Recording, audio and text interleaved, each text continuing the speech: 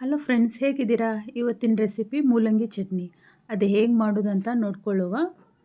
ಮೊದಲು ನಾನು ಒಂದು ಮೂಲಂಗಿನ ಚೆನ್ನಾಗಿ ಕ್ಲೀನ್ ಮಾಡಿಕೊಂಡು ಈ ರೀತಿ ಸುಡಲಿಕ್ಕೆ ಇಡ್ತಾಯಿದ್ದೀನಿ. ಚೆನ್ನಾಗಿ ಸುಡಬೇಕು. ಅದ್ರ ಜೊತೆ ಒಂದು ಉಳ್ಳಾಗಡ್ಡಿ, ಒಂದೆರಡು ಬೆಳ್ಳುಳ್ಳಿ ತೊಗೊಂಡಿದ್ದೀನಿ. ಇದನ್ನು ಈ ರೀತಿಯಾಗಿ ನಾನು ಹೇಗೆ ಸುಟ್ಕೊಳ್ತಾ ಇದ್ದೀನಲ್ಲ ಆ ರೀತಿಯಾಗಿ ಚೆನ್ನಾಗಿ ಸುಟ್ಕೊಳ್ಳಿ. ಎಣ್ಣೆಯಲ್ಲಿ ಹುರಿಯೋದಕ್ಕಿಂತ ಈ ರೀತಿಯಾಗಿ ಚೆನ್ನಾಗಿ ಸುಟ್ಟು ಚಟ್ನಿ ಮಾಡಿದರೆ ಚೆನ್ನಾಗಿ ಟೇಸ್ಟ್ ಇರ್ತದೆ. ಕರಿಬೇವು ಸಹ ಇದರಲ್ಲಿ ಚೆನ್ನಾಗಿ ಸುಟ್ಕೊಂಡಿದ್ದೀನಿ. ಹಾಗೆ ಒಣ ಮೆಣಸಿನ್ಕಾಯಿ ತೊಗೊಂಡಿದ್ದೀನಿ. ನನಗೆ ಖಾರ ಎಷ್ಟು ಬೇಕಲ್ಲ ಅಷ್ಟು ತೊಗೊಂಡಿದ್ದೀನಿ. ನೀವು ಹೇಗೆ ನೋಡಿ ತೊಗೊಳ್ಳಿ. ಸ್ವಲ್ಪ ಶೇಂಗಾ ಹಾಕ್ಕೊಂಡಿದ್ದೀನಿ ಎಣ್ಣೆಯಲ್ಲಿ. ಮತ್ತೊಂದು ಸ್ವಲ್ಪ ಕಡಲೆಬೇಳೆ, ಉದ್ದಿನಬೇಳೆ ಇದನ್ನು ಸಹ ಚೆನ್ನಾಗಿ ಎಣ್ಣೆಯಲ್ಲಿ ಹುರ್ಕೊಳ್ರಿ ಕೆಂಪಾಗೋ ತನಕ. ಧನಿಯಾ ಕಾಳು 1 ಟೇಬಲ್ ಸ್ಪೂನಷ್ಟು, ಸ್ವಲ್ಪ ಜೀರಿಗೆ ತೊಗೊಂಡಿದ್ದೀನಿ. ಇದನ್ನು ಸಹ ಚೆನ್ನಾಗಿ ಹುರ್ಕೊಳ್ಳುವ ಎಣ್ಣೆಯಲ್ಲಿ. ಈ ರೀತಿಯಾಗಿ ಹುರ್ಕೊಳ್ಳಿ ಕೆಂಪಾಗೋ ಥರ.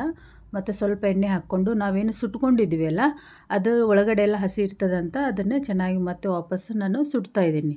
ಮೂಲಂಗಿ ಮತ್ತು ಉಳ್ಳಾಗಡ್ಡಿ ಅಷ್ಟೇ.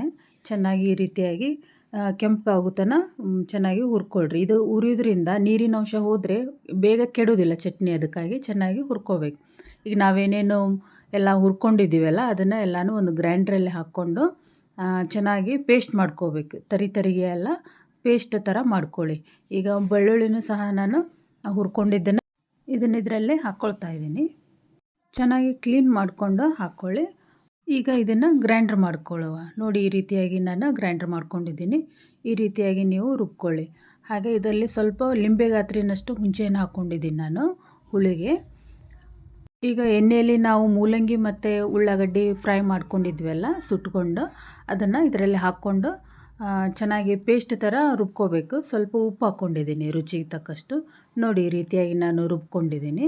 ಒಂದು ಪ್ಯಾನಲ್ಲಿ ಸ್ವಲ್ಪ ಮತ್ತು ನಾನು ಎಣ್ಣೆ ಹಾಕ್ಕೊಳ್ತಾ ಇದ್ದೀನಿ. ಜೀರಿಗೆ, ಸಾಸಿವೆ ಮತ್ತು ಸ್ವಲ್ಪ ಉದ್ದಿನಬೇಳೆ, ಕಡಲೆಬೇಳೆ ಮತ್ತು ಕರಿಬೇವು, ಒಣ ಮೆಣಸಿನ್ಕಾಯಿ ಇದನ್ನು ಒಗ್ಗರಣೆ ಹಾಕ್ಕೊಂಡು ಚೆನ್ನಾಗಿ ಫ್ರೈ ಮಾಡಿಕೊಂಡು ಈ ಚಟ್ನಿಯಲ್ಲಿ ಹಾಕ್ಕೊಂಬಿಡುವ.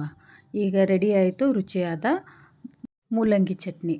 ಇದನ್ನು ನಾವು ರೊಟ್ಟಿಯಲ್ಲಿ, ಚಪಾತಿಯಲ್ಲಿ ಹಾಗೂ ರೈಸಲ್ಲಿ ತಿನ್ಬೋದು. ಸಾಂಬಾರ್ದು ಅವಶ್ಯಕತೆ ಇರುವುದಿಲ್ಲ. ಚೆನ್ನಾಗಿರ್ತದೆ ಟೇಸ್ಟು. ನನ್ನ ಚಾನಲನ್ನು ಲೈಕ್ ಮಾಡಿ, ಶೇರ್ ಮಾಡಿ, ಹಾಗೆ ಸಬ್ಸ್ಕ್ರೈಬ್ ಮಾಡ್ಕೊಳ್ಳಿ. Thank you.